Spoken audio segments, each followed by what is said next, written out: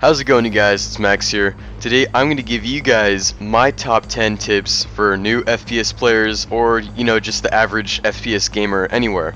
So first of all, I want to give a shout out to my friend Otistis. He recently got featured on Pixel Enemy, and he has just about over 1,000 subs now. So congrats to him, and also thank him for giving me some gameplay to make this commentary. Because like a dumbass like me, I fucking forgot to record last weekend. I was too busy working on my gaming PC, which I will be doing a video about, like an update video on it soon. But anyways, back on topic. So number 10 is to basically watch your back. A lot of people don't take the time to frequently check behind them, or at least check their minimap. So when you're running down a hallway, or running by yourself across the map or anything like that, or especially in close quarters, it's especially useful to watch your back, because you don't know if somebody's has their fucking knife out and is ready to take your tags. Just anything. Expect the worst, because you don't know how good the enemy team is unless you've played a couple of games with them already, and you already know their play style. But anyways, number 9 is use your equipment. People don't take the opportunity and use their spawn beacons, which you can parachute down onto places on Team Deathmatch. That is kind of cheap, but I guess if DICE hasn't patched that already, then I guess it's a part of the game. So like simply just plant down a TUGS somewhere on Team Deathmatch, and just rank up those points, man. Just, oh my god, putting down a TGS or using an MAV on Team Deathmatch, oh my god. Think about the ribbons, 200 points per ribbon, and then what do you get, like 20 points for a kill assist, and then 10 points for a motion sensor spot. Oh my god. Do you realize, I think I got like 3rd place one game in Team Deathmatch. It was Operation Metro, and I got like 1 kill, and I got 3rd place. And I think it was like 300, 400 tickets on that map. So it's just crazy, use your equipment, repair torch, help repair, or destroy an enemy tank with your repair torch, things like that.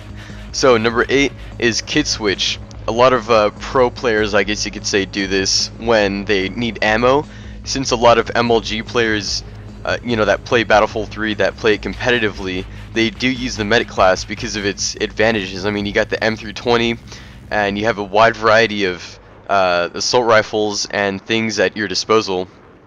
So every once in a while, like if you're running out of ammo, you don't have to immediately tell your friend to spawn in you. Look at your minimap. I mean, your minimap is your biggest friend on the battlefield. It's not the guy that lives right next to you that also plays Battlefield 3 with you. It's just simply using your minimap and taking advantage of it, using it wisely. And that is, I would probably say, aside from like an AEK 971 or like an MP412 Rex, that is the most OP. I mean, I'm not saying the AEK or the 412 Rex are OP, but the minimap is the most overpowered gadget at your disposal because of its capabilities. I mean, you can spot people on the map, or your teammates can spot people on the map, and you can look at your minimap and just that'll mark out people's locations for you. So back on topic again. Sorry about that, you guys.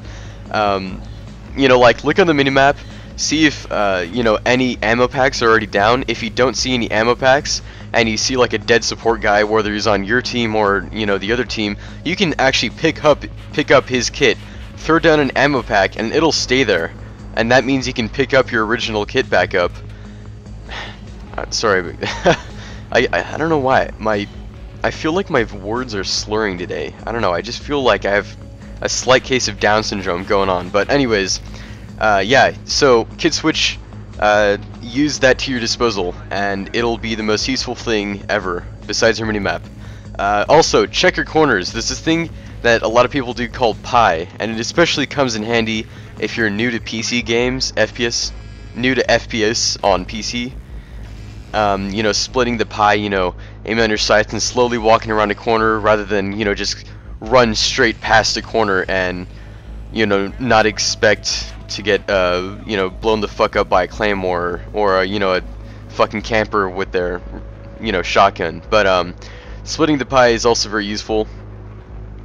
So I guess, yeah, I mean, that especially comes in handy for a map like just any team deathmatch map, especially North Shore Canals, where there's a lot of tight CQB and you don't really want to catch yourself sprinting, because first of all you'll stick out like a sore thumb, and second of all you want to take it, you know, you want to take your time on these close quarter maps. Like, you don't want to go so slow that, you know, you'll be you know, a sitting duck, but you just kind of want to move fluidly and quickly across the map from point A to point B as fast as possible, you know, with the minimal amount of casualties. So number 6, I would probably say use your grenades wisely. A lot of people don't take advantage, you know, just as well as they're, you know, using their equipment. I mean, the grenades are part of your equipment, but there's a trick that a lot of people don't know on Xbox or PS3. I don't know how to do it on PS3 because I've never played on PS3 before. Well, I have, but, you know, haven't gotten used to it. But on Xbox, you can click the left bumper, and then you can quickly let go of it, you know, as if you're throwing a regular grenade, and you can hold down the right trigger, and that'll actually allow you to, you know, place your grenades, you know, throw it better and more accurately. You know, whether it's like throwing it straight up in the air, or you just want to take your time and position it to throw it, you know, inside a window of a building or something like that, and, you know, flesh out some enemies. But yeah, use your grenades wisely. They really come in handy. Number 5, actually, I already mentioned this in number 6. Move fastly. No, I actually mentioned it in number 7. No, but anyways, move quickly across the battlefield. Like I said before, you don't want to get caught, you know, just jogging or walking across the battlefield. Otherwise, you're a potential target to snipers, because snipers like targets that don't really move. I mean, it's hard to lead your target in Battlefield 3. I mean, unless you're like fucking MLG Pro with like a JNG 90 or some shit. But yeah, move fairly quickly across the battlefield. You don't want to like miss out on any of the action, and you don't want to, you know, walk to the objectives if you're playing Conquest. So, you know, pick up a ride with it by a Jeep, or, you know, just simply, you know, start sprinting to certain points on the map without, you know, really revealing yourself. So number 4 is pick a comfortable game mode. Some people, like myself, I get caught in situations where my friends are like, oh, you know, we gotta play Rush, we gotta play, you know, Operation Metro and Rush. And I'm just like, okay, but I fucking suck cock at Rush, and then I end up, you know, doing really fucking bad. So, don't stress if you're playing a game mode that you're not really comfortable playing with. Like, honestly, I know Battlefield 3 isn't really meant for this game mode, but I love playing Team Deathmatch on Battlefield 3. And I know many of people do as well, and some people are like, oh no man, you gotta go for Conquest, or, you know, Squad Rush, things like that. Well, I'm more of a Team Deathmatch kind of guy. I like testing my reflexes and whatnot, and, you know, fucking raping people with my M416 in CQB. It's really quite fun. But make sure, like, if you're used to Conquest, play Conquest. If you're used to Rush, play Rush. If you're used to Squad Deathmatch, play Squad Deathmatch, you know. Don't waste your time playing a game mode that will just make you frustrated if you don't do good on. Number 3 is kind of similar. It's pick a comfortable weapon to use.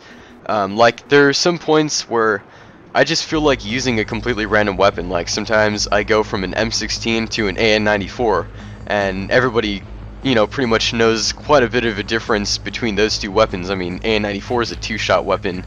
M16 just completely kicks ass in CQB, besides the AK or the F2000. But anyways, you know, make sure if you're good at a weapon, stick with it, and you will excel at that weapon. Let's see, like people that have like 100 service stars with any weapon and you know it can't be like an M16 or anything, because an M16 is really easy to use. Another reason why people use that weapon a lot. But let's say a weapon like the AN-94, you know, if you get, you know, 30, 40 service stars with that weapon, people will not only think you're a tryhard with that weapon, which you won't be because the AN-94 is probably like the most underrated weapon in the game, but you will excel with that weapon. And it doesn't matter what weapon you use, as long as you're used to that weapon and you know how to control the recoil, you know what the fire rate is, you know when to stop, take the time to reload, you will own the battlefield with whatever weapon you have. I mean, you can excel at a G18 suppressed and still do as good as if some noob were using an M16 and he only had like 1 or 2 service stars with it. I mean, seriously. Also, number 2 is check your minimap. I've already said this multiple times in this commentary, but I cannot stress this enough. The minimap is the most OP gadget, free gadget in the world. Well, I mean, fucking not in the world. But, I mean, I guess in every FPS game that has a minimap, the minimap is your best friend. And, you know, it's not your dog, it's not your little brother or you know, your cousins or, you know, your best friends at school. Your minimap in Battlefield 3 is your best friend. Even if you don't play Battlefield 3, you just keep in your mind that the minimap is always there for you if you need any help, okay?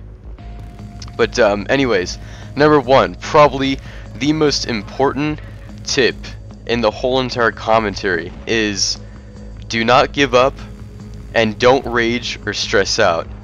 I've caught myself many times getting frustrated, and getting frustrated or raging at a game is only going to make you do worse. This is what I tell people in my clan that, you know, are at least decent players at Battlefield 3. If you catch yourself ever raging or anything, just think of this: your KD is only bad because you're saying that you do bad, or you're only doing bad because you're raging. And the more you rage, the more you lose concentration. And you know, any FPS player would know the times that you do the best in, where you really go on serious rape trains, is when there are no distractions in your room and or you know, wherever you're playing, and you know, you're staying focused and you're on top of your game. So I guess that's pretty much all the tips I can give you. Once again, actually I'll leave Autistus's link in the description below. Make sure you go and check his channel out. I do weapon reviews and he does vehicle reviews, so it's kind of the best of both worlds. So I hope you guys enjoyed. Rate, comment, subscribe, and most importantly, happy killing.